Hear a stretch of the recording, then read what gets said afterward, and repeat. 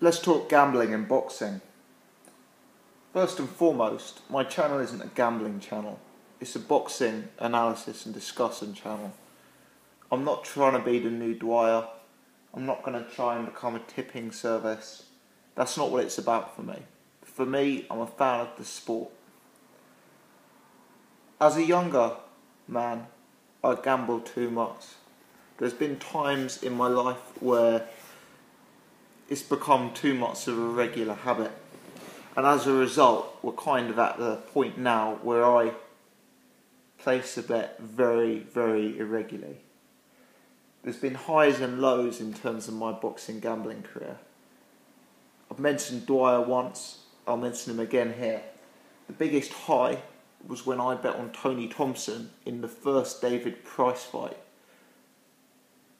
That wasn't a bet I placed because of Dwyer, but that was something that he tipped up at the time.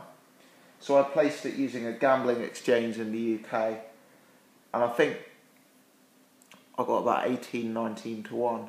And that was happy days when that came through on Tony Thompson winning the fight.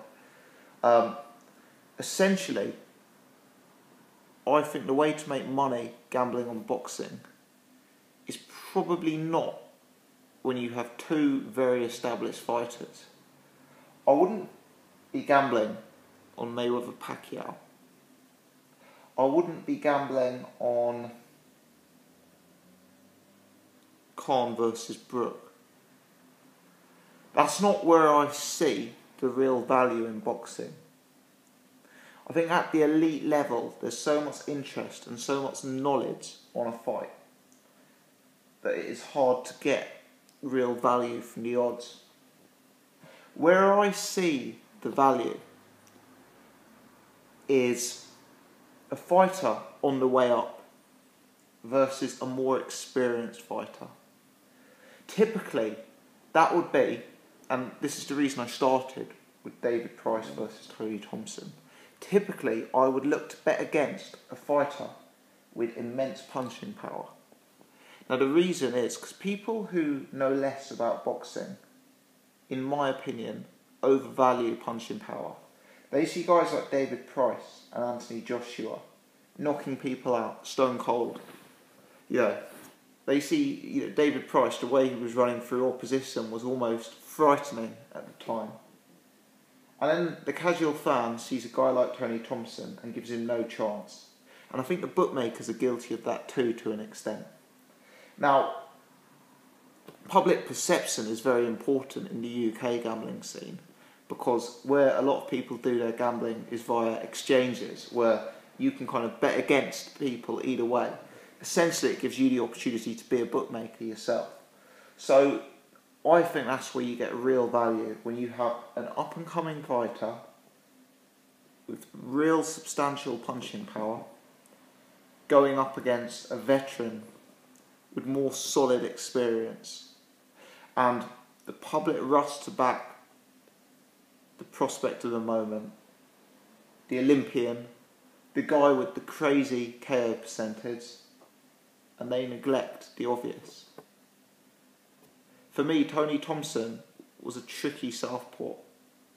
He was a guy who had fought at the highest level of the sport and performed with some credit. Versus David Price, a guy who had sown power at a southern area level, against the likes of John McDermott, against the likes of Sam Sexton. For me, that was a 50-50 fight. And luckily, as I say, I was able to get 18 to 1 odds. Another memorable occasion, although I didn't get 8 to 1, I got 2 to 1, was when I backed Bernard Hopkins against Tavoris Cloud. In hindsight, it is absolutely insane that Tavoris Cloud started as a very short-priced, odds-on favourite against Bernard Hopkins. But at the time, people were saying Hopkins was too faded. People were saying Tavoris Cloud was the next big thing. I saw no way Hopkins would lose that fight. And at 2 to 1, I thought it was an absolute steal. This is 2 to 1 odds against, by the way. Recently we've seen Tavoris Cloud destroyed by a 5-6 fight novice, Artur Beterbiev, you know. Bernard Hopkins, that was easy money that night. My gambling history hasn't just been wins. There's always losses. And the two most memorable losses come at the hands of Deontay Wilder. I made Tavoris Cloud versus Bernard Hopkins seem obvious. It's like, how could anyone miss that? And I didn't miss it. But I'm going to admit, I made a mug of myself. I backed Audley Harrison to beat Deontay Wilder. And I had a reasonably large bet on Audley Harrison to beat Deontay Wilder. My thought process wasn't that Audley should necessarily win the fight. It was that he was a very, very long price, and I thought there was value playing with Audley. Audley, whether you like him or not, got himself into very good shape at that stage of his career. He'd shown a level of knockout power in the fights leading up to that. I believe it was a prize fighter series. And I thought Deontay Wilder is so untested. His chin is so unknown.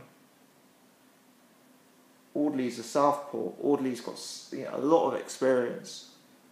Perhaps Audley can spring the upset. 20 seconds into the fight, my hopes were gone, as was my money. But I didn't learn from that mistake. More recently, I lost money on Romain Stavern versus Deontay Wilder. My thought process was the same as with the Audley Harrison fight. And it was quite a confident prediction that Romain Stavern would win that.